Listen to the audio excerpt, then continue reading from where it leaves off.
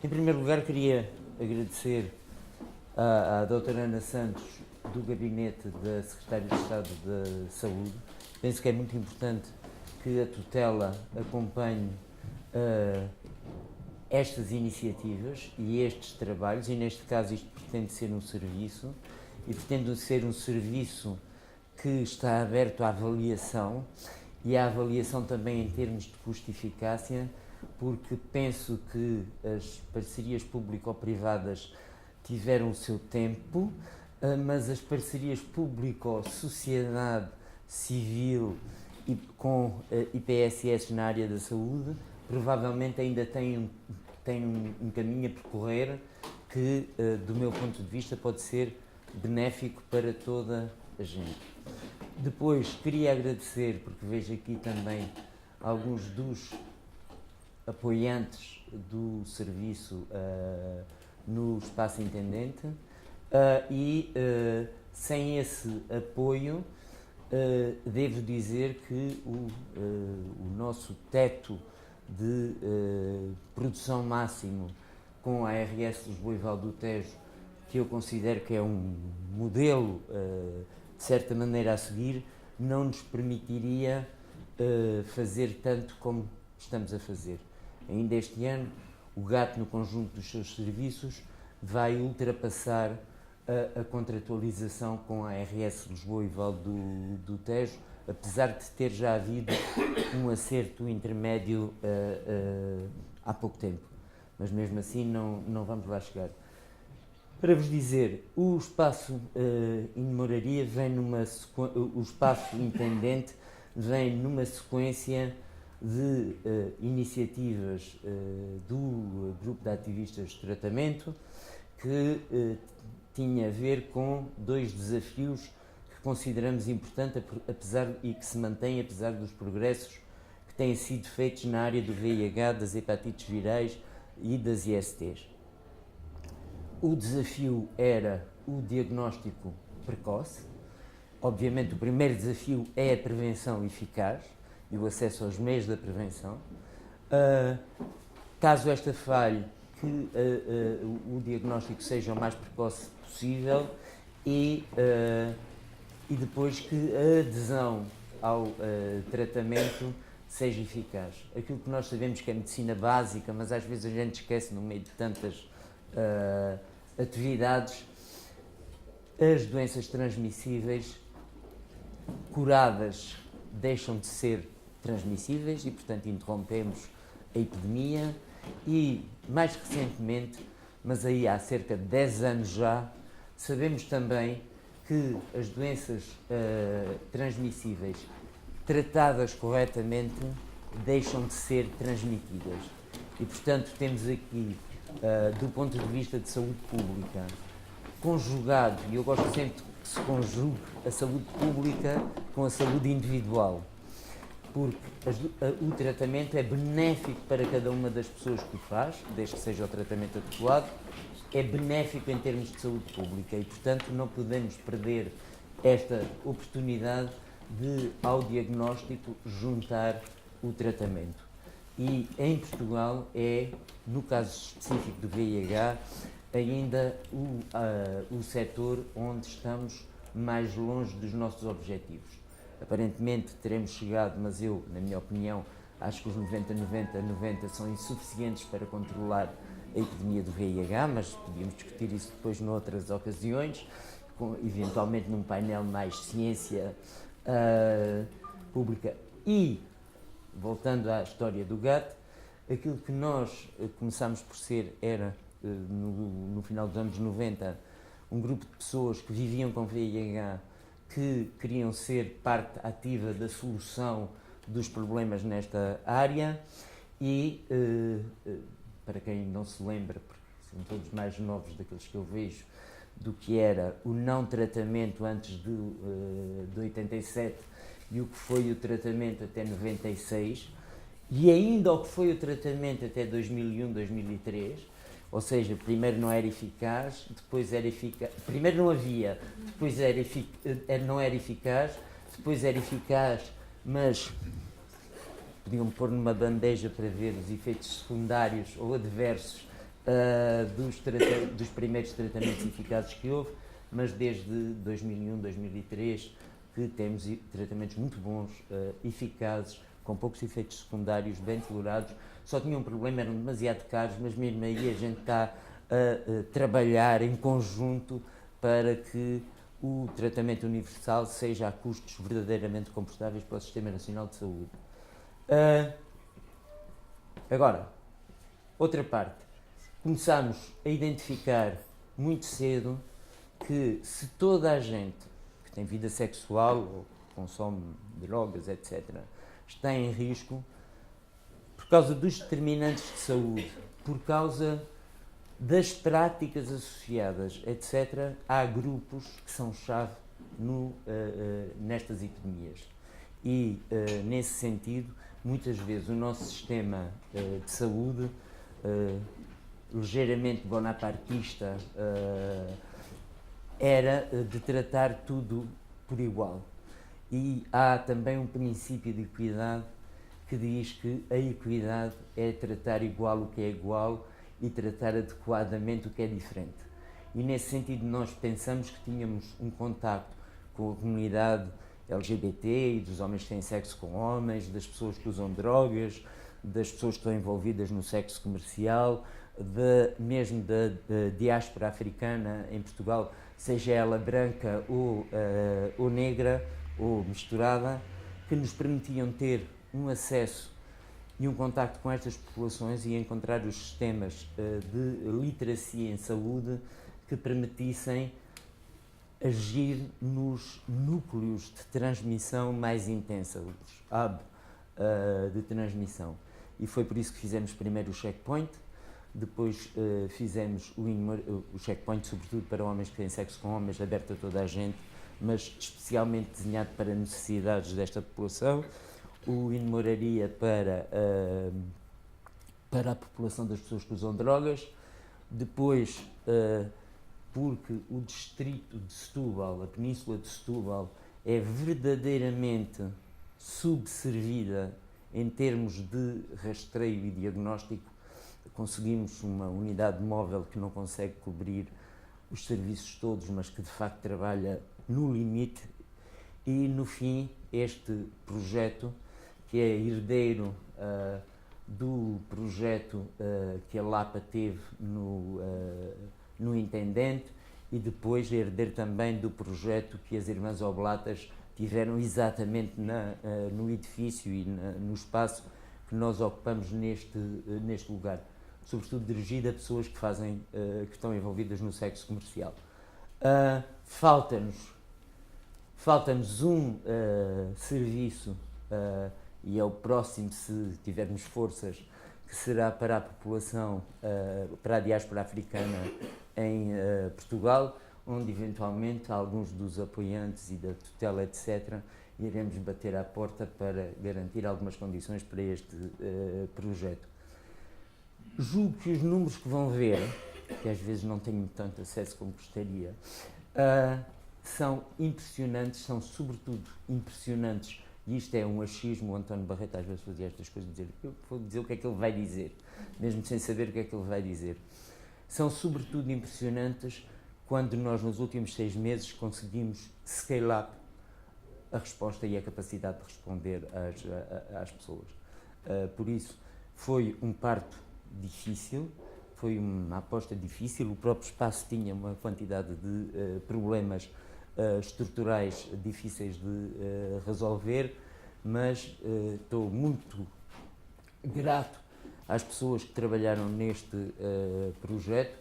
Gostaria de referir que uma das coisas que às vezes tentamos fazer, e estou mesmo a terminar, é reforçar coisas que já acontecem, e neste caso o projeto acabou por ser inspirado numa única pessoa que fazia um trabalho de há muitos anos, o Júlio Esteves, com as pessoas envolvidas no sexo comercial, e que o que o gato fez foi dizer: ora, vamos lá ver se a gente consegue dar algumas condições para potenciar, aumentar a capacidade de resposta a este trabalho que já está a ser feito. E, portanto, digamos, esse foi o outro embrião do projeto In-Moraria, que engloba também, e para terminar, as pessoas trans. E as pessoas trans, sobretudo as mulheres trans, são o grupo mais afetado pelo VIH e em maior risco. E provavelmente são também um dos grupos onde a discriminação, a violência, etc., é maior. E julgo que o Espaço Independente, que irá fazer, mesmo com todas as dificuldades, uma coorte com estas mulheres, uma coorte com consentimento informado para as acompanhar ao longo do tempo, tem uma das maiores frações de pessoas a nível europeu que são seguidas, que têm contacto connosco, que nós trabalhamos com elas e elas trabalham connosco. E, portanto, espero que venha a ser um sucesso. Portanto, há muitos desafios, eu continuo mais ou menos esperançado e o gato continua esperançado, se não coisa, embora comece a considerar cada vez mais que tenho que me reformar porque o trabalho é demais. Ok, muito obrigado. Na verdade não são 2 anos, são 2 anos e um bocadinho, são 25 meses. O Luís já referiu as populações que são mais afetadas, não só em Portugal, mas de uma maneira geral no planeta pela sindemia do VIH. E diz-nos o INSA que a área metropolitana de Lisboa, grosso modo, concentra quer metade dos diagnósticos, quer metade das infecções acumuladas no país. O top 10 das taxas de infecção tem 6 gloriosos concelhos da área metropolitana de Lisboa. E, na verdade, aquele top 10 é o das taxas, mas as taxas são altas em concelhos que, em números absolutos, representam muito poucas pessoas. E, como o Luís dizia, controlar a epidemia não passa só por ter um número bonito na taxa, passa, sobretudo, por ter um número que seja eficaz do ponto de vista do número absoluto. Sabemos também que, no país, sensivelmente 30% das novas infecções foram diagnosticadas em pessoas oriundas ou da África subsaariana ou da América Latina. E sabemos que na Grande Lisboa 2/5 das pessoas migrantes residem. E praticamente residem, na área metropolitana. E, peço desculpa, na Grande Lisboa, que é um bocadinho mais pequena que a área metropolitana. Como se isso não fosse já por si impressionante, sabemos também quem é que são as pessoas migrantes que procuram Portugal em grande quantidade. São as pessoas que falam a língua. E de todas as pessoas que no mundo vivem com infecção por VIH, quase 10% vivem na CPLP. Só para terem uma ideia, 10% da população adulta em Moçambique vive com a infecção. O Luís já avançou o percurso histórico no GAT até chegarmos aqui, mas o GAT não é só os seus serviços de rastreio, o GAT é muito mais. O GAT começa há 15 anos atrás para fazer política, continua a fazê-la até hoje e descobriu muito depressa que era um bocadinho difícil e inglório exigir políticas baseadas no melhor conhecimento disponível quando não havia conhecimento. E, portanto, uma das coisas que o GAT considera fundamentais é a produção de conhecimento. Seja na casa, seja sobretudo em rede e em colaboração com a academia, seja trabalhando com parceiros que nos ajudem também a fazer a recolha desses dados. O Luís falou da importância de diagnosticar cedo, para tratar cedo, mas tudo isto requer que as pessoas estejam, por um lado, motivadas para fazer o rastreio, por outro, motivadas para se manterem em tratamento e, portanto, isto implica também um trabalho muito grande na literacia em saúde.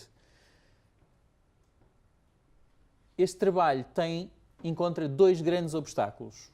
Por um lado, barreiras culturais, barreiras linguísticas, barreiras das condições de vida das pessoas que dificultam a promoção da literacia, que tornam este processo mais lento e mais trabalhoso.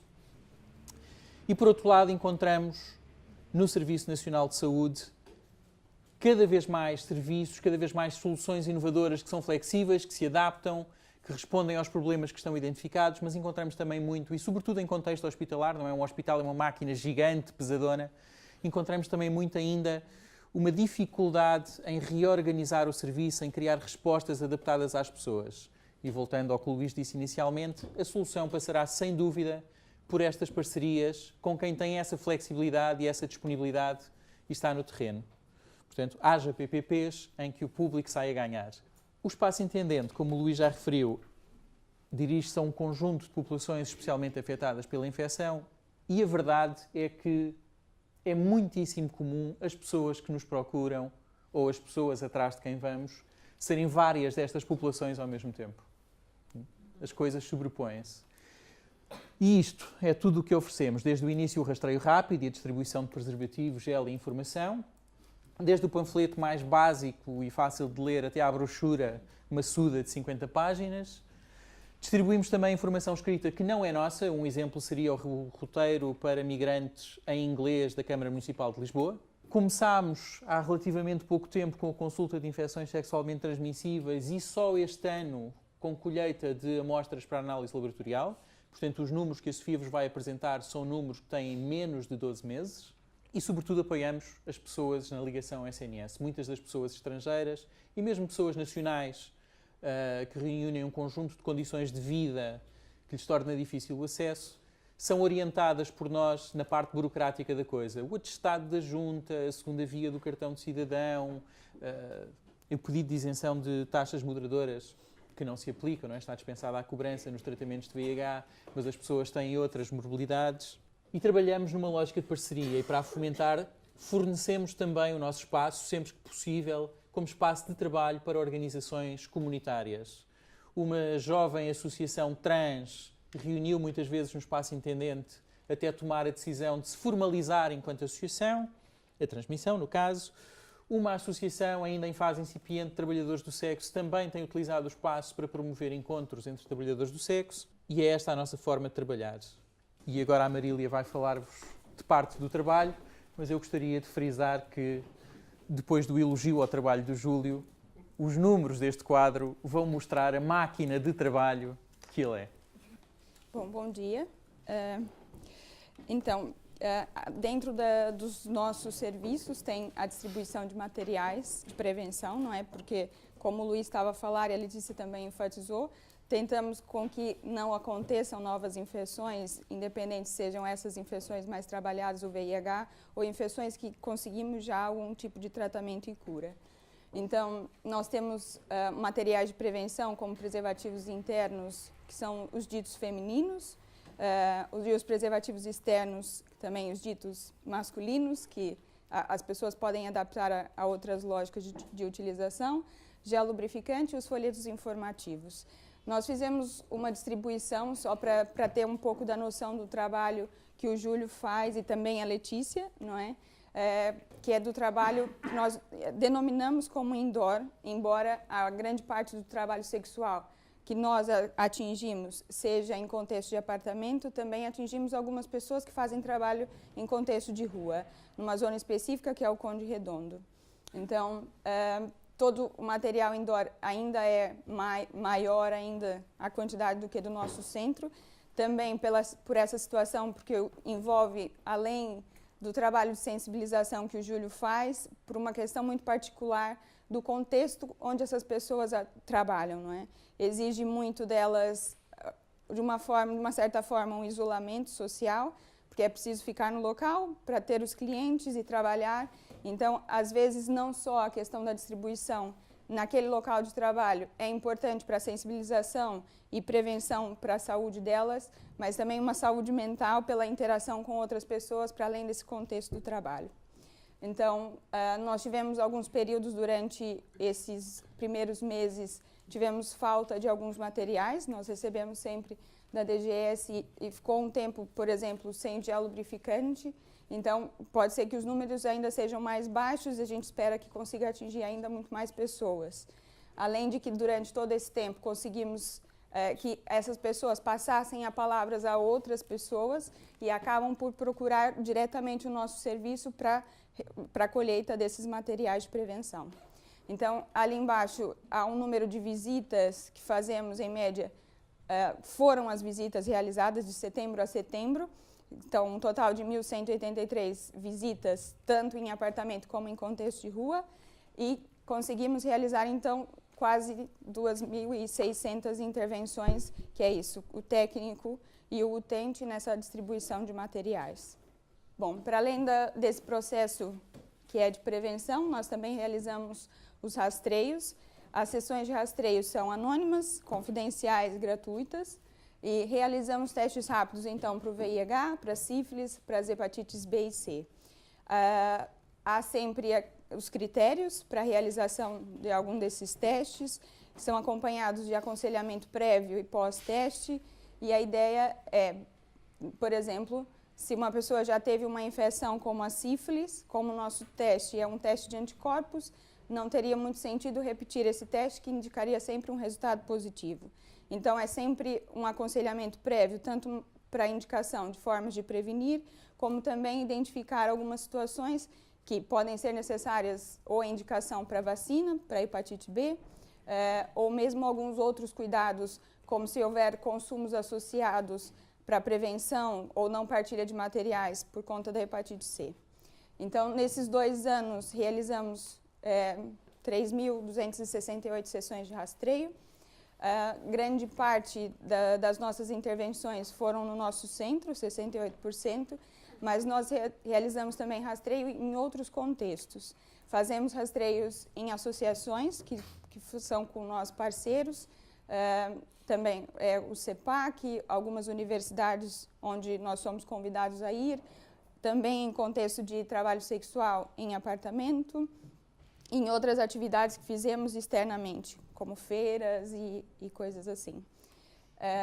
Também é importante lembrar que, devido à nossa população, o foco do nosso trabalho também ser a população migrante, nós também temos 2 técnicas na equipa, a Ana e a Edna, que são muito importantes pela facilidade também por falar em crioulo, que é uma comunicação que seja mais direta e mais clara também com essas populações, e também por perceberem e estarem mais aprofundadas com comunidades que possam ter características culturais que sejam chave para tanto adesão ou mesmo prevenção com essas infecções.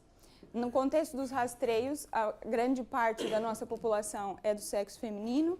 Também atingimos todos os outros, e inclusive também temos, embora seja ainda residual, muito pequeno número de transexuais masculinos, mas, no grande modo, ainda são gêneros femininos e masculinos, embora a comunidade trans a gente tente atingir cada vez mais. Como nosso objetivo também é atingir populações que sejam mais vulneráveis, como são as populações que estão em contexto de imigração. Aqui são um pouco dos países de nascimento das pessoas que realizaram os rastreios. Então, atingimos ainda muitas pessoas da Europa fora de Portugal, mas na sequência são 28% de pessoas com naturalidade africana e da América do Sul 22%. Então, ao total, foram 92 naturalidades nesse período de 25 meses. E para focar um pouco mais, do que também é o nosso objetivo nesse trabalho de outreach, que é a população africana, trouxemos só um recorte para perceber um pouco das principais comunidades que nós atingimos, que é grande parte da Guiné, São Tomé, Cabo Verde e da Angola. Sobre os reativos, nós realizamos, então, sessões, dividimos, não é, pelas infecções, embora possam acontecer com infecções, então, pessoas que tenham mais que um teste reativo para a infecção. Tivemos, então, um total de 90 testes reativos para o VIH, 86 para a hepatite B, 17 para a hepatite C e 97 para a sífilis. E isso é a percentagem de acordo com a quantidade de testes que nós fizemos a essas infecções. Então, 3% dos nossos testes de VIH foram situações reativas. Aqui a gente traz um quadro só para ter um pouco da noção das populações por gênero que são atingidas pela infecção VIH no nosso contexto, que é ainda em números as mulheres são maiores, mas também em números também fazemos muito mais testes a mulheres. Então, por isso, a escala ainda é 3%, tanto para homens como para mulheres. Mas a gente vê que é aquilo que nós falamos, a comunidade trans está muito mais em risco para essas situações. Então, são 7% da nossa população que foi identificada com uma infecção VIH. É importante notar que a gente só propõe os testes a pessoas que identificam já não ter a infecção. Então, realizamos também poucos testes porque temos muita população trans que já vive com a infecção por VIH. Bom, só também para clarificar, há algumas situações que pessoas nos procuram, então, porque já vivem com a infecção, mas por acaso não conseguem comprovar com nenhuma documentação essa situação. Então, precisamos de alguma situação para podê-las ligar ao Serviço Nacional de Saúde. Então, 10 dessas situações reativas, digo dos 90 resultados reativos para o VIH, 10 eram situações de pessoas que já viviam com a infecção. Além das 10, também tivemos o caso de uma situação para a hepatite C, que a pessoa sabia que vivia, não tinha comprovação, e da hepatite C, 3 situações, da sífilis, 2. Aqui a gente traz um quadro sobre as referenciações, quem aceitou ou não, porque as pessoas também não são obrigadas, sensibilizamos a maior parte e também tentamos manter um contato, mesmo que a primeira resposta seja um não, e a gente tem conseguido com o tempo fazer com que essa taxa reduza bastante. No princípio foi um pouco mais, então fomos tentando achar outras alternativas de sensibilizar as pessoas durante o tempo, nem que seja dando um tempo para que pensasse sobre aquele resultado, ou mesmo se disponibilizando para estar disponível, se ela mudar de ideias, nos voltar a contactar. Então, conseguimos uma taxa de aceitação, não é, de 73% para a infecção do VIH, e para a hepatite B, a hepatite C é 71%, da sífilis também 71%. É importante também frisar que, como nós trabalhamos com a maior parte de população migrante, há sempre alguns fatores que a lei, há algum facilitador para esse acesso ao tratamento, mas às vezes encontramos algumas dificuldades mesmo nos serviços, que sempre tentamos reportar, porque nem sempre todas as pessoas conhecem o GAT, para que isso não seja uma barreira para mais pessoas. Entretanto, nós temos o apoio de um técnico, que é do ACES, Lisboa Central, que nos ajuda, por muitas vezes, a fazer as inscrições dos utentes, pelo menos no Registro Nacional de Utentes, o que já possibilita esse acesso mais rápido, porque podemos logo pedir uma referenciação hospitalar nos casos reativos.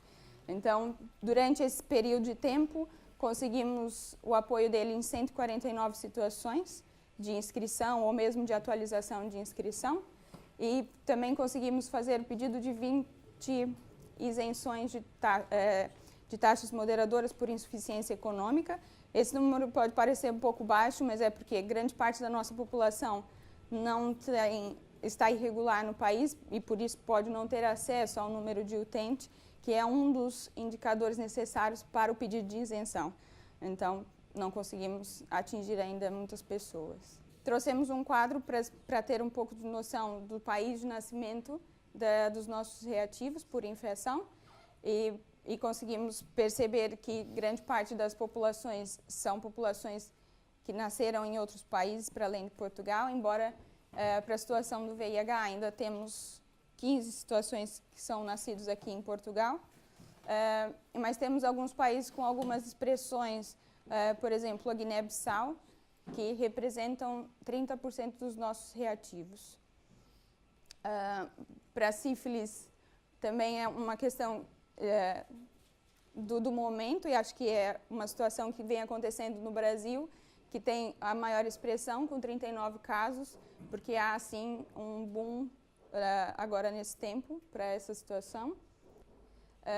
Para a hepatite B, destacamos a China, que apesar de termos poucos testes realizados, temos uma grande incidência de hepatite B, e também é porque nós tentamos fazer um trabalho focado exatamente em populações que possam estar mais propensas a essas infecções.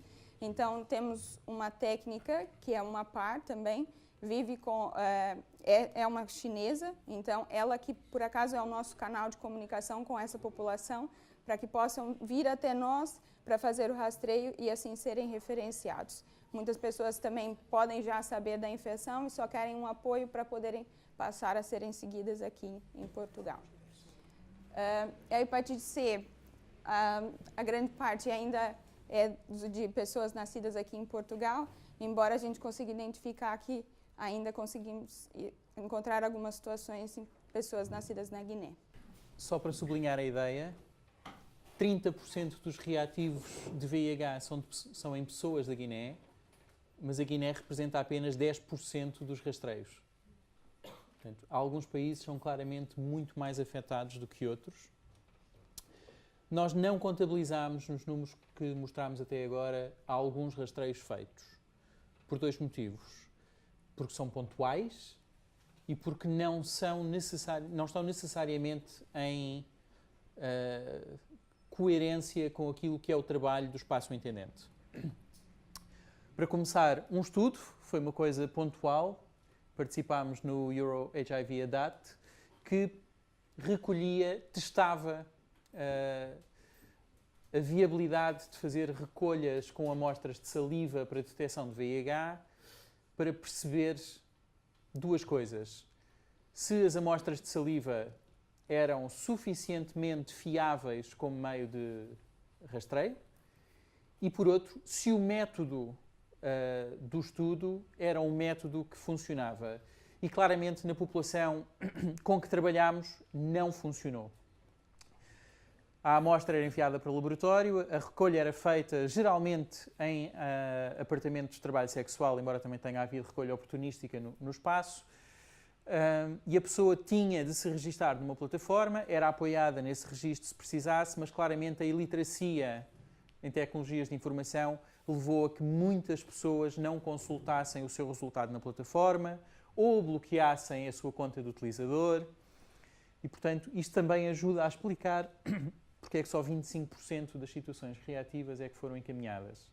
Não foi apenas por isso, foi também porque, lá está, a população transfeminina é muito mais afetada que os restantes grupos e é também uma população muito móvel. O grosso das mulheres trans com que nós trabalhamos fazem trabalho sexual e, como tal, circulam pelo país ou entre países para serem novidade, né, para os clientes, e, nesse sentido, é mais difícil aceitarem a ligação a cuidados de saúde. Pode esperar um bocadinho, porque agora já tem ali 2 ou 3 coisas agendadas e fica para depois. Portanto, ou não voltam, ou mudam de número de telefone, ou a mãe adoece e têm de voltar ao Brasil. A vida acontece e as pessoas acabam por não ser ligadas, pelo menos não que saibamos, aos cuidados de saúde. A outra situação é a Semana Europeia do Teste VIH Hepatites. É uma semana que é uma medida de promoção do rastreio, de divulgação da importância do rastreio e dos vários serviços de rastreio que existem no país e, como tal, é uma semana em que o rastreio não é direcionado. Andamos a rastrear a população geral na rua, que não é a população-alvo do espaço intendente. Isso explica também as baixíssimas incidências que tivemos. Toda a gente sabe que na população geral a taxa ou a prevalência é baixinha e, portanto, quando a Marília há pouco mostrava incidências de 3% nestes 2 anos, 3% é muito. Claro que não vale a pena rastrear pessoas e dizer isto deu 2 tracinhos ou 2 bolinhas, boa sorte, vá à sua vida. Portanto, nós ajudámos as pessoas a ligar-se ao Serviço Nacional de Saúde. É opcional. Há pessoas que dizem, fico com esta informação, já sei o resultado, daqui para a frente resolvo isto pelos meus meios. Ou porque têm médico de família e querem ir lá pedir umas análises antes de se convencerem do resultado, ou porque vão viajar e agora não dá jeito, ou mudar de cidade.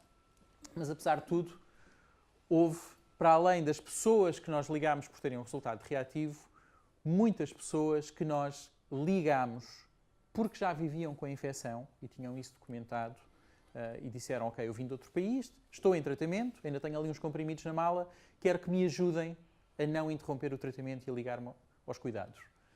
Também apanhámos meia dúzia de pessoas que tinham estado ligadas ao Serviço Nacional de Saúde, tinham estado lá a fazer o acompanhamento e tinham perdido essa ligação ao Serviço Nacional de Saúde, geralmente com a interrupção do tratamento.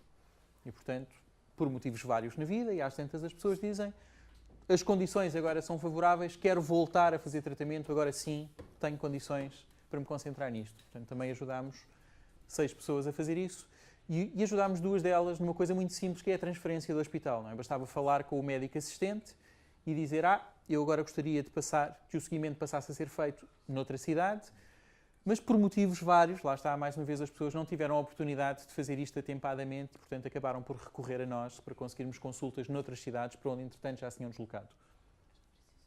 Há alguns casos de co-infecção. 3/4 das pessoas que nos pedem ligação, religação, transferência, vamos falar em ligação, porque é, de facto, o grupo maior, são homens. E muitos deles são homens brasileiros e homens que têm sexo com homens. E como podem ver, o Brasil destaca-se claramente. Ainda é comum muitas pessoas acreditarem que podem vir viver por Portugal e pedir ao primo que lhes vá enviando os medicamentos pelo correio. Se a autoridade aduaneira fizer bem o seu trabalho, isto vai falhar estrondosamente. Portanto, é uma das primeiras informações que transmitimos às pessoas. Já viram que, como estamos em Lisboa, os hospitais de Lisboa são quem recebe o grosso das referenciações, das ligações, das religações. Já perceberam que há alguns hospitais de fora onde também ajudamos as pessoas a ligar-se. E há ali alguns que, não sendo no Concelho de Lisboa, são de Lisboa, porque estão aqui à volta. Não é? Garcia de Horta, Montijo Barreiro, São Bernardo em Setúbal. São pessoas que vivem aqui, passam pela cidade, ou porque trabalham cá, ou porque vêm cá divertir-se, as que podem, ou porque estão à procura de emprego, ou as que vivem nos concelhos da margem norte à volta de Lisboa, porque é cá que estão grande parte das respostas de apoio social. Banco alimentar, apoio à regularização da situação de permanência no país, associações de apoio a conterrâneos. Portanto, Lisboa, embora as pessoas possam não residir na cidade, é onde encontramos uma data de gente aqui da região. E agora esta coisa nova, este novo instrumento de prevenção, que por enquanto ainda só está disponível para quem tem número de utente. O GAT tem ajudado pessoas a ligar-se à profilaxia pré-exposição para o VIH e, como podem ver, nós fizemos a ligação de 30 utentes. Isto não é nada. Isto é 5% das ligações que o GAT já fez. Portanto, a máquina de atender pessoas que querem fazer PrEP é o checkpoint. E dos nossos 3/4, das nossas 30 ligações, 3/4 são ou mulheres trans ou homens que têm sexo com homens, não é? Que são as pessoas que o checkpoint ajuda a ligar-se à PrEP.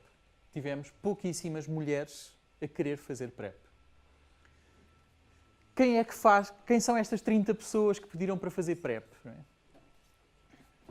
São, na sua grande parte, já vimos, homens que têm sexo com homens, alguns deles com consumos, alguns deles que fazem trabalho sexual, não são poucos, alguns deles migrantes. Portanto, voltando àquele quadro inicial, de facto as pessoas são muitas categorias ao mesmo tempo. A profilaxia pós a exposição, ou não usou preservativo, ou o preservativo rompeu. O grosso dos atendimentos que fazemos são por telefone. Metade telefone, metade presenciais, mais ou menos, com uma parte que parece pequena, mas não é, aquela fatia é expressiva, em indoor, presencial em indoor. Quando o Júlio está num apartamento, acontece a pessoa aproveitar a presença do Júlio para dizer: ontem ou hoje de manhã aconteceu um acidente, lembra-me que tu me deste um panfleto, fala-me lá disso outra vez. Muitos daqueles telefonemas são telefonemas diretamente para o Júlio. Ele não está no apartamento, mas a hotline está disponível 24 horas por dia, 7 dias por semana, e, portanto, as pessoas ligam-lhe a dizer: olha, acaba de acontecer, recorda-me lá o que é que eu faço agora. As pessoas que fazem trabalho sexual representam, de facto, uma percentagem muito grande das pessoas que nos pedem PPE, faz sentido, têm mais contactos sexuais, portanto, os acidentes acontecem mais vezes. E em termos de nacionalidades, embora não saibamos o que é que se passa ali com uma fatia importante, a coisa divide-se meio-meio. E este divide-se meio-meio diz-nos uma coisa muito importante. É fundamental remover todas as barreiras que seja possível remover no acesso de pessoas estrangeiras aos cuidados de saúde, seja nas urgências, para a PPE, seja nos outros. Se é relativamente fácil nós fazermos o caminho das pedras para ajudar pessoas estrangeiras a aceder ao tratamento, aqui numa situação de urgência em que as horas estão a passar, é muito importante que pessoas estrangeiras não encontrem barreiras, seja porque a frase no balcão administrativo não foi bem dita, seja porque o funcionário tem de fazer a tentativa de pré-pagamento, seja porque o funcionário não sabe, porque não teve tempo de ler aquela instrução que até está lá no e-mail de trabalho à espera. Quando ligamos as pessoas aos cuidados de saúde, oferecemos sempre acompanhamento. As pessoas são livres de dizer não quero, sou uma pessoa autónoma, sei perfeitamente onde fica o hospital. Muitas vezes as pessoas dizem sim, por favor, venha alguém comigo. Nem que seja só uma vez, para me mostrar onde é a consulta, onde é a farmácia, onde são as análises. Fizemos quase 400 acompanhamentos no espaço de um ano, isto é só referente aos últimos 12 meses. Antes disto não estávamos a fazer o registro do tempo que isso demorava. E, portanto, neste ano gastámos estas horas, 1083, em acompanhamentos. Isso significa mais ou menos 3 horas por acompanhamento, em média, e significa que, num ano, mais de 6 meses de semanas de 40 horas de trabalho foram passados a acompanhar pessoas. Se houvesse só uma pessoa a fazer isto, teria passado mais de metade do seu ano de trabalho a fazer acompanhamentos. E eles são, sobretudo, a consultas. Ou primeiras consultas, ou consultas de seguimento para as pessoas que precisam de ser acompanhadas em contínuo, ou porque não falam a língua, ou porque têm déficit cognitivo, ou por outra razão qualquer. E há alguns outros acompanhamentos, estes poucos acompanhamentos, prendem-se também com acompanhamentos ao CEF, para tratar dos papéis, acompanhamentos a outras respostas de ligação a um serviço de toma observada direta, ligação a um serviço de prestação de banco alimentar. Já falámos de várias atividades que fazemos no Espaço Intendente, mas agora vamos falar um bocadinho das consultas. As nossas consultas, temos falado de 4 infecções do HIV, sífilis, hepatites B e C, mas há outras ISTs que têm que ser tidas em consideração, clamídia, gonorreia, HPV, tricomonas, e temos que pensar neste conjunto todo. A maior parte das consultas que nós fizemos no Espaço Intendente são consultas de IST, mas há ali uma percentagem de consultas não IST. Por exemplo, às vezes a pessoa vai à consulta de IST, mas acaba por não ser uma situação relacionada com infecções sexualmente transmissíveis, mas uma outra situação de ginecologia, obstetrícia, ou mesmo precisamente no CEPA, que é uma associação a que nós vamos, foi-nos pedido para também, já que vamos lá e aproveitamos a oportunidade de rastreio, para avaliarmos tensão arterial, glicémia, algumas intervenções de enfermagem que aproveitamos e ajudamos. Mas para vocês terem noção, a maioria foram consultas de IST. A maioria também das consultas foram feitas no centro e este outreach é principalmente nas associações como a CEPAC. As consultas de IST tiveram um longo caminho, nós pensámos nelas desde logo no início, mas só começaram a surgir a partir de verão de 2017 e, na verdade, só começámos a realizar colheitas para clamídia, gonorreia, a partir de fevereiro de 2018. E com isso precisámos da colaboração de 2 laboratórios, do INSA e do IHMT, com quem nós trabalhamos desde fevereiro, e basicamente dividimos as pessoas que têm número de utente, nós enviamos os produtos para o INSA, e as pessoas que não têm número de utente, que ainda é uma grande percentagem das pessoas que vêm à nossa consulta, enviamos para o IHMT.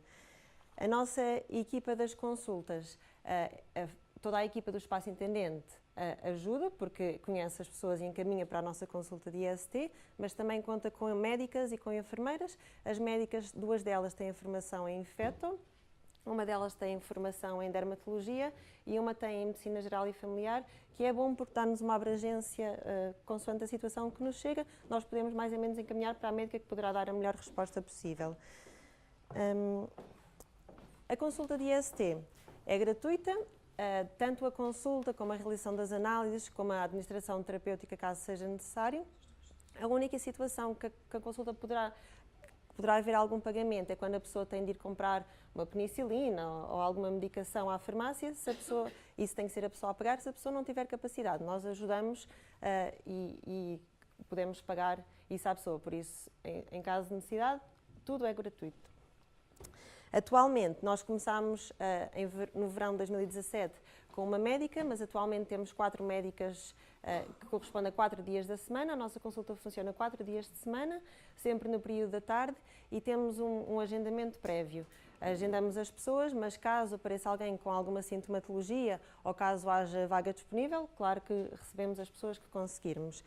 E a nossa população que tentamos abranger é a população que o Espaço Intendente tenta abranger, mas como no início tínhamos uma capacidade de resposta mais alargada, vieram pessoas da população geral com ou sem sintomatologia que nós também recebemos. Atualmente, como as consultas estão a ficar cada vez mais cheias, vamos tentar de volta afunilar e ser direcionada para a população que nós achamos que faz mais sentido. Em relação ao género, visto que uma das nossas populações prioritárias são pessoas trans, nós vemos aqui que quase a maioria das pessoas considerou-se do género feminino, 42% do género masculino e aqui temos 8% de mulheres trans. Ali as percentagens 1 e 0, na verdade, aquele 0 corresponde a 1, mas com os arredondamentos ficou 0, mas também tivemos pessoas homens trans e também tivemos uma pessoa intersexo. Em relação ao trabalho sexual, que também é um dos outros nossos focos, 23% das pessoas que vêm à nossa consulta reportou fazer trabalho sexual e temos sempre em pensar que isto são dados de autorreporte e assumimos que a pessoa no espaço intendente se sente à vontade para poder falar à vontade e dizer o que faz, mas podemos considerar alguma desabilidade social e a pessoa não querer dizer exatamente o que faz. Acho que isto, uma perspectiva, não é tanto do trabalho sexual quem o realiza, mas, por exemplo, temos poucas pessoas que reportaram ser clientes de trabalho sexual. Por isso pode haver aí alguma subnotificação. Em relação aos migrantes, que também é um dos nossos focos, reparamos também que a América do Sul, e neste caso o Brasil na verdade corresponde a 92% da América do Sul, daqueles 105 pessoas que estão ali, e depois temos muitas pessoas da Europa e também da África, como é mais ou menos o padrão do espaço intendente das outras atividades. Também queríamos reportar aqui das pessoas que chegaram, quem é que tinham e quem é que não tinha número de utente, isto porque é o indicador mais simples e fácil de simbolizar o acesso que as pessoas têm ao Serviço Nacional de Saúde. A verdade é que 54% tinha número de utente e 46% não tinha. Destes 46% que não tinha número de utente, não quer dizer necessariamente que não tenham acesso facilitado ao Serviço Nacional de Saúde, porque nestes 46% podem estar pessoas que têm, por exemplo, o PB4, que é um documento, é um acordo entre o Brasil e Portugal, que as pessoas têm este documento, têm uma facilidade de aceder ao Serviço Nacional de Saúde, há o cartão de saúde europeu, há algumas situações. Em relação aos nossos resultados, nós fazemos colheita para clamídia, para gonorreia. Os testes da sífilis que nós fazemos em contexto de rastreio dão-nos, quando nós temos um reativo para sífilis no rastreio rápido, isso pode dizer que a pessoa tem sífilis neste momento ou que a pessoa já teve sífilis no passado e nós na consulta conseguimos perceber se é uma sífilis de agora ou se é uma sífilis do passado que não necessita de tratamento neste momento. Porque em relação aos rastreios, VIH e hepatites B e C, o encaminhamento passa por um contexto hospitalar, tanto a confirmação como o tratamento, mas a sífilis é uma situação que pode ser confirmada e tratada em sítios que não o hospital, por exemplo, na consulta do espaço intendente. Em relação à clamídia, e aqui nós estamos só a falar de fevereiro a setembro de 2018, identificámos 17 pessoas com clamídia e ali estão os locais do corpo onde a clamídia foi identificada. Na verdade, uma mesma pessoa pode ter clamídia, aconteceu ter clamídia em mais do que um local do corpo, 3 na orofaringe, 3 na vagina, uretral tivemos 10 situações e no ânus 4 e uma pessoa teve um caso de LGV positivo, que é um tipo de clamídia, que necessita um tratamento mais prolongado. 3 pessoas foi identificado o agente, a clamídia, em mais do que um sítio do corpo. E em relação às nossas populações, em relação ao género, a maior parte da população foi do género masculino e dentro do género masculino a maior parte eram homens que tinham sexo com outros homens. Na verdade, este não foi um público que nós fomos ativamente à procura, homens que têm sexo com outros homens, porque o Checkpoint já faz este trabalho, mas acabou por surgir naturalmente nas nossas consultas. Em relação ao trabalho sexual das pessoas que tiveram resultado positivo para clamídia, 29% reportou fazer trabalho sexual. Em relação ao país de nascimento, o Brasil foi o país com mais pessoas com resultados positivos para clamídia. E em relação ao número de utente, é mais ou menos, quem tinha ou não número de utente é mais ou menos metade, mas a maioria das pessoas, 53%, tinha número de utente. Em relação à gonorreia, identificámos 9 pessoas, identificámos 5 na orofaringe, nenhuma no exudado vaginal, 3 na uretra e 5 no ânus, e 3 das pessoas também tinham gonorreia em mais do que uma zona do corpo. Em relação ao género, todas as pessoas identificadas com gonorreia foram homens que tinham sexo, reportam ter sexo com outros homens. Em relação ao trabalho sexual, é parecido, 22% reporta trabalho sexual, e voltamos a verificar que o Brasil é o país, as pessoas vindas do Brasil foi quem mais teve positivo para gonorreia. Com o número de utente também é mais ou menos metade, mas a maioria das pessoas, 56%, reportou ter número de utente. Para além destas duas infecções, clamídia e gonorreia, e houve 4 pessoas que tiveram clamídia e gonorreia ao mesmo tempo. Para além destas duas infecções, clamídia e gonorreia, também identificámos 16 pessoas com RPR reativo. Isto do RPR, para quem não é da área da saúde, isto é um indicador da sífilis, e este RPR não significa necessariamente que a pessoa tem sífilis neste momento. Nós estamos a melhorar os nossos registros para saber se foi realmente um diagnóstico de sífilis ou uma reinfecção de sífilis, mas este RPR, estas 16 pessoas, significa que já tiveram ou têm agora, mas este tem que ser analisado pela médica, porque consoante a titulação, que é um valor que nos aparece, nós é que conseguimos fazer essa análise se é sífilis agora ou não, e se precisa de tratamento. Identificámos uma pessoa com tricomonas, e estas duas situações decidimos pôr aqui, porque também foram dados que conseguimos colher das consultas. 18 pessoas identificámos como vaginose bacteriana e 8 pessoas com candidíase. Nem sempre estas duas situações é necessário tratamento, porque depende se a pessoa tem sintomatologia ou não, e isso vai ser uma decisão da médica. Só para terminar, também algumas consultas de enfermagem que nós fazemos, administramos logo, podemos fazer administração de antibiótico, e fizemos 35 administrações de injetáveis, sendo que 28 foram de antibiótico. É para ser, naquele momento a pessoa tem o diagnóstico e tem logo o tratamento para não perdermos oportunidades, e também fizemos algumas administrações de vacinas, porque, por exemplo, para o HPV, nós ainda não temos capacidade, se detectamos alguém que tem condilomas, ainda não conseguimos no espaço intendente retirar os condilomas, e por isso temos de encaminhar, por exemplo, para o Hospital dos Capuchos, mas podemos intervir no HPV, por exemplo, com a promoção e a administração da vacina Gardasil, que é uma ferramenta que nós temos de prevenção.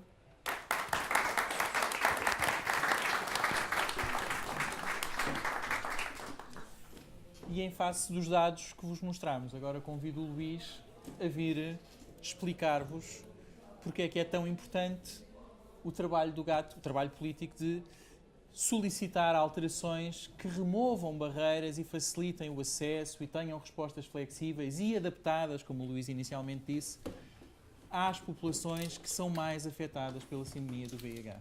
Nós achamos que os dados e o conhecimento da realidade, e que os dados reflitam tanto quanto possível a realidade, e portanto também eles sejam alvo de análise crítica, é essencial do nosso ponto de vista.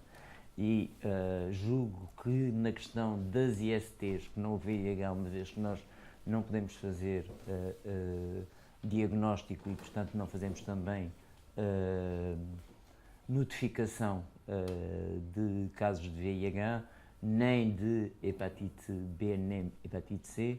No caso das ISTs, julgo que nós notificamos 100% dos casos que temos. Aliás, se olhar para os casos notificados em Lisboa e Val do Tejo, vão ter uma percentagem significativa de notificações que vêm dos serviços médicos do GAT. Não sei exatamente a dimensão, acabou de entrar o João Brito, que é o coordenador do Checkpoint, que é um dos grandes notificadores de ISTs, e agora penso que o espaço intendente também vai ser, já é, mas vai ser ainda mais, se tivermos condições, um dos notificadores. Portanto, absolutamente de acordo. Aliás, não percebo uma das questões do SINAV, mas isso é só para, não é o meu fecho, que é se por acaso a gente se atrasa um pouquinho, depois já passou o tempo e já não se pode notificar. Acho que é um disparate. Do meu ponto de vista é um disparate, pode ser notificado como sendo um caso de 6 meses atrás, etc. No nosso caso, penso que a gente não precisa muito de mais espaço, mas julgo que há sítios onde esqueçamos, porque é uma coisa demasiado pequena para esta discussão. Em relação aos indocumentados, de facto, com o VIH e com as hepatites, há um problema. E havemos de discutir com a ARS Lisboa e Val do Tejo, havemos de discutir. Não sei se o problema existe em todo o país, mas em Lisboa e Val do Tejo existe. Não é igual em todos os hospitais, portanto também aqui não há equidade, há uns menos maus do que outros, mas existe um problema sério. E continua a existir um problema sério também com pessoas que chegam ao país e que temos que esperar 3 meses e não são turistas na versão clássica, embora legalmente sejam turistas. Temos que esperar 90 dias para iniciar o processo com a junta de freguesia, com o Diabacete, com os centros de saúde e por aí fora. Mas enfim, fechemos esta parte. O que eu gostava de dizer é, penso que o GAT não se pretende substituir ao Serviço Nacional de Saúde. É a primeira coisa. Pretende trabalhar em complementaridade com o Serviço Nacional de Saúde. O que pensamos é que nós podemos trazer algum valor acrescentado, nós e outros, algum valor adicional quando se trata de populações-chave, onde os sistemas e as dificuldades são diferentes daquelas que se encontram para, digamos, a população geral. E nesse sentido, aquilo que eu gostaria era de dizer: nós somos também Serviço Nacional de Saúde e que prestarmos contas, como dizia o Joaquim, mostrar, estarmos abertos para melhorar a nossa eficácia e a nossa capacidade, e a nossa parceria só continua enquanto ela, pela saúde pública, pela saúde individual, etc., for considerada como trazendo valor acrescentado a isso. Há uma tradição nacional de que falei há pouco de uma falsa igualdade. A igualdade de acesso para pessoas em condições de literacia, de informação socioeconómicas e outras, de discriminação e estigma associados ao grupo a que pertencem ou à doença de que são portadores, e às vezes às duas coisas, tornam necessário que, em termos de equidade, haja um tratamento diferenciado e respostas adaptadas a estas pessoas. É um raciocínio que tem estado pouco presente na saúde pública portuguesa, ou pelo menos de um modo consistente, e que nós gostaríamos de trabalhar convosco. A outra questão é a questão da cobertura das necessidades. E isso é um dos problemas que nós temos desde sempre identificado, e cada vez de maneira mais aguda. Isto é, para além de existirem os serviços, é preciso que os serviços sejam desenhados de acordo com aquilo que é necessário para oferecer uma cobertura mais ou menos universal. Nós temos contratos que não têm em linha de conta nenhuma destas perspectivas. Achismo, façam 100 testes por mês, achismo, façam 50, achismo, façam não sei o quê, dirijam-se mais a esta população ou àquela. Não há maneira de termos uma indicação de quantos homens que têm sexo com homens deviam ter rastreios regulares, de quantas pessoas vindas da África subsaariana ou da África subsaariana que existe em Portugal, já há 3 gerações, ou há 4 ou há mais. Acho que na minha família já havia sangue africano desde há 4 séculos, ou uma coisa parecida, ou há 3 séculos, ou não sei o quê. E, portanto, esses indicadores e essas respostas baseadas no melhor conhecimento têm que ser uma realidade. Senão não faz sentido termos Lisboa Fast Track City, ou Cidade na Via Rápida, e Almada, enfim, por aí fora. Um lado. Depois, há uma questão que às vezes aqui os meus colegas se esquecem de uma população vulnerável. E não vou falar das prisões, porque a gente aí não tem mesmo acesso, embora ainda haja muito para fazer. Há pessoas que vivem em contextos de vulnerabilidade acrescida, geográfica, e que podem parecer que pertencem à população geral, e não pertencem à população geral. Pertencem a áreas geográficas de grande incidência, onde é muito diferente ir fazer, desculpem, rastreio num determinado bairro da periferia de Lisboa ou ir fazer rastreio nas terras do Douro, embora à primeira vista parecesse que as populações eram iguais. Outra das coisas que não informa, e estou a sair muito da história mas é por ver aqui tantos responsáveis e agradecer estarem cá. Uma das coisas que é muito pouco usada para essa medida, para estabelecer essa medida, é a prevalência nas grávidas. Porque a prevalência nas grávidas, que é 20 vezes superior ou 40 vezes superior na Amadora ou não sei onde, do que em Castelo Branco, nos dá também, de maneira muito quase granular, onde é que temos essas áreas que precisam de estar cobertas. E aí sim, me parece que o Serviço Nacional de Saúde e os cuidados primários de saúde não precisam de agir todos da mesma maneira no país para responder a estas situações, precisam de agir de acordo com as populações onde estão inseridos. E, portanto, far-me-ia todo o sentido que haja guidelines, linhas de orientação para o rastreio em determinados concelhos, em determinados ACES e diferentes noutros sítios.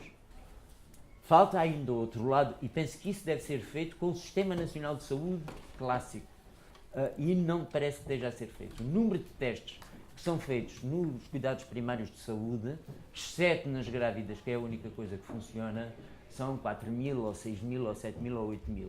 Em relação àquilo que era a guideline portuguesa, que era testar toda a gente uma vez por ano, estamos aí a 2 milhões ou 3 milhões de diferença daquilo que era preconizado e daquilo que acontece. O outro lado, já que estamos a falar de VIH sobretudo também, onde o Serviço Nacional de Saúde não está a funcionar, são as condições indicadoras. Ou seja, há uma série de doenças ou de condições de saúde que determinam, ou deviam determinar, a oferta do teste, seja para hepatites virais, seja para o VIH.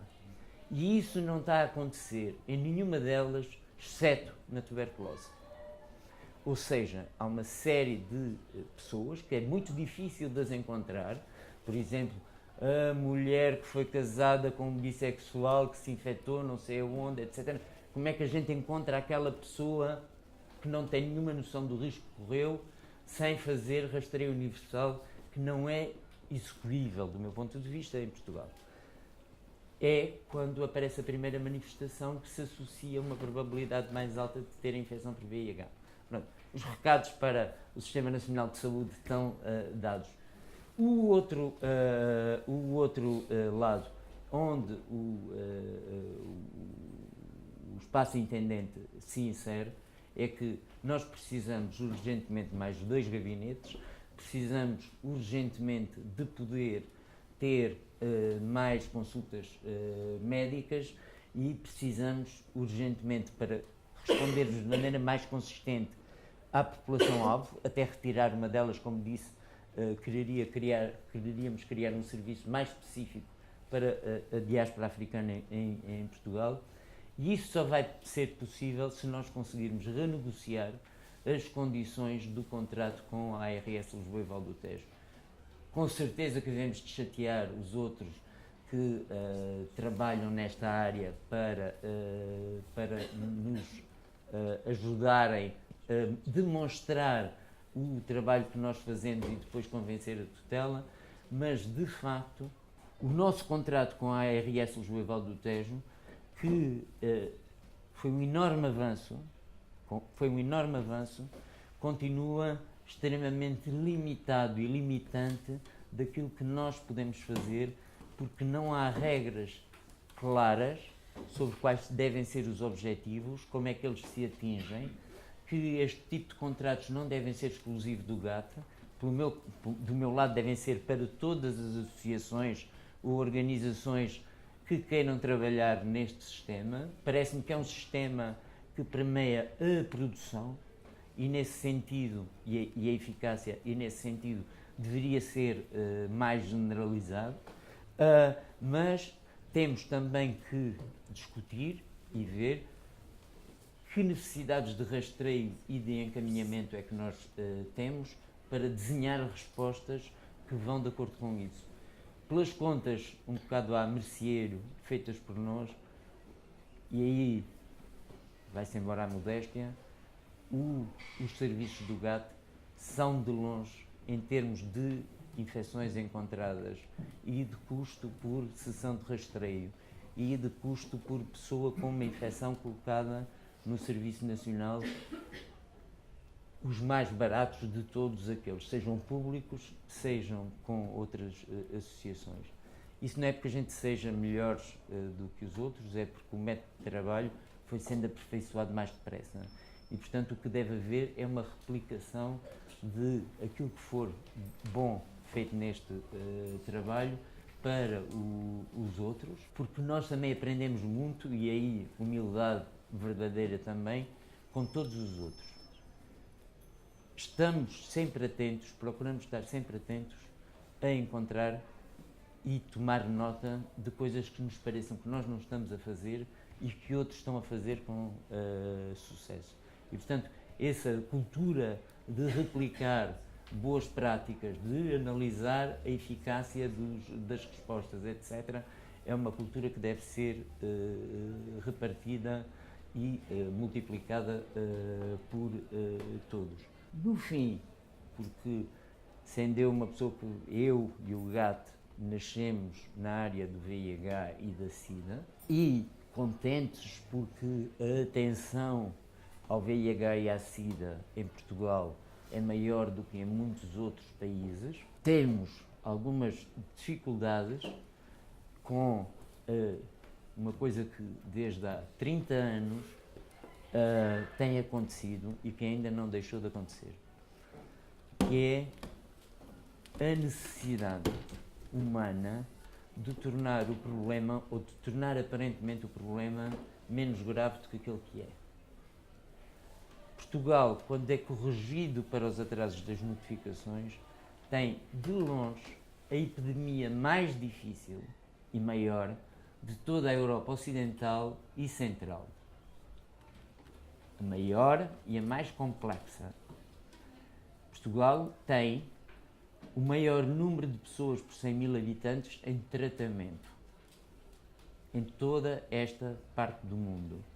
E Portugal, apesar dos descontos e dos abaixamentos feitos, sendo o 16º ou o 18º país da Europa em população, é o 6º mercado absoluto em termos de compras de antirretrovirais.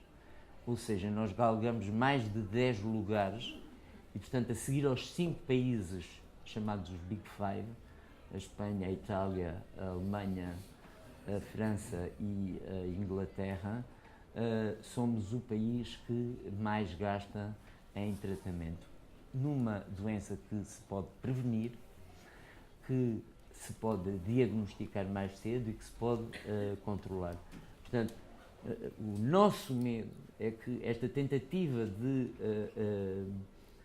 tornar o problema mais simples, como a gente está lá, estamos mesmo lá quase, etc., quando isso não corresponde à realidade e tem a ver com problemas do sistema de reporte, quer subnotificação, como falava, quer atraso da notificação, quer outros problemas associados, faz com que os decisores políticos, que são eleitos com aqueles ciclos dos 4 anos, e correu tudo bem e este ciclo vai chegar até ao fim, se vejam com informação nas suas secretárias que é bastante menos grave do que aquilo que é na realidade. E também não se pode decidir sem se conhecer uma epidemia, só conhecendo é que se podem tomar decisões corretas, e se retira prioridade a estas respostas,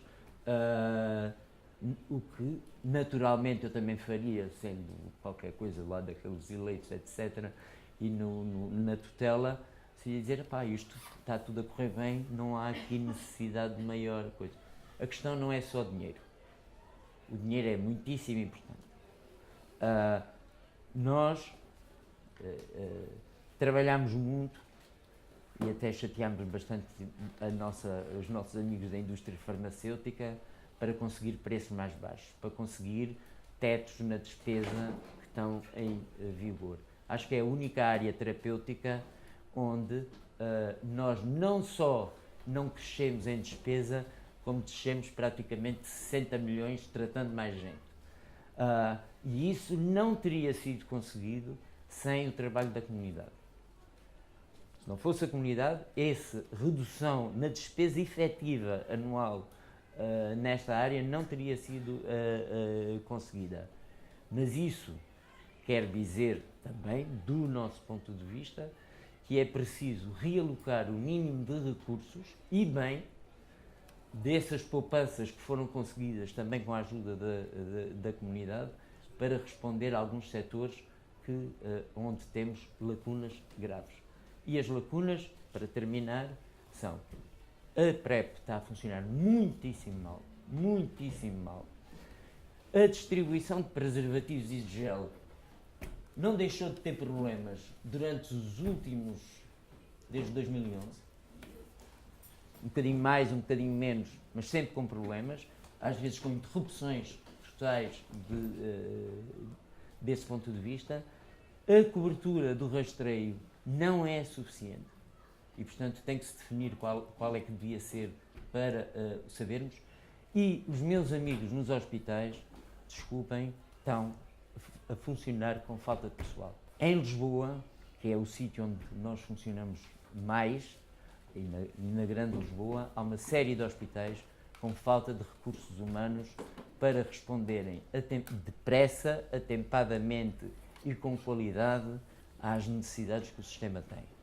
E, portanto, enquanto nós não conseguirmos responder, digamos, a estes casos básicos, eu diria que ainda por cima temos uma outra coisa, mas isso é olhando ali para a Abcacis, que é, nós temos o material humano para fazer boa investigação, boa produção de conhecimento. E, em muitos casos, estamos a desperdiçar completamente essa possibilidade que tínhamos face à dimensão destas epidemias em Portugal, de o fazer bem. Mas isso devem procurar financiamentos internacionais, outras coisas, etc. Mas estas questões básicas da prevenção, do rastreio, da ligação aos cuidados de saúde e da capacidade de resposta dos cuidados de saúde têm que ser resolvidas. Não serão resolvidas todas num dia, mas tem que haver o reconhecimento desta falta, de modo a nós podermos responder depois adequadamente e irmos analisando aquilo que fazemos. Acho que isso é a nossa contribuição vinda das pessoas que foram atingidas por estas epidemias, no meu caso, se calhar 2 ou 3,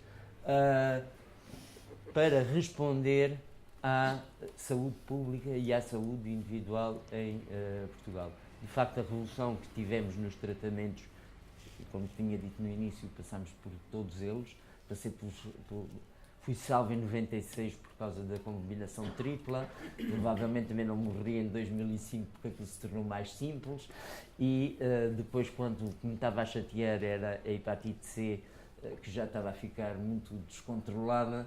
A revolução que foi feita nos tratamentos da hepatite C permitiu, e espero que se possa medir também mais outros dos problemas. Nós não sabemos a montante o que é que se passa com a hepatite C, e também não estamos a recolher de forma sistemática o impacto que tem a cura da hepatite C na evolução destas pessoas. Nos sítios onde se estão a recolher de maneira sistemática esta informação, de facto o impacto é enorme, e portanto era bom que a gente também tivesse essa satisfação de ver qual é o impacto que temos aqui.